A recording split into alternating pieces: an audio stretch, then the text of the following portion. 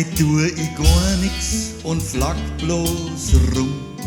Es gibt nix zum Tun und hock auch bloß faul rum. Ich weiß, das ist verpönt und gar nicht bei uns erlaubt, aber trotzdem mach ich das. Und wenn's dann auch so blöd schaust,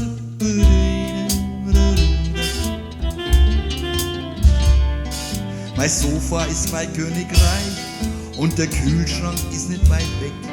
Da kann man dann relaxen von der Früh bis spät. Und meinst du kannst mich stören, da frag ich mich dann schon. Entweder du machst da mit oder du schleichst die davon.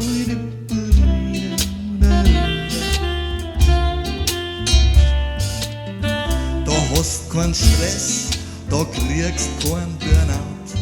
Da bist einfach ausgeglichen und zufrieden auch. Und ich leb so dahin, im Hier und im Jetzt. Und scheiß man nix, und der Stress, man ist ganz perplex.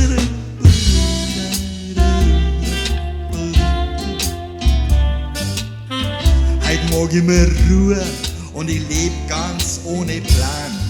Der Tag, der geht vorbei, ohne dass irgendwas ist getan. Ja, manchmal brauch ich das, die Muse und das nix tun. Da kommen auf die besten Ideen und Träume werden auf einmal wahr.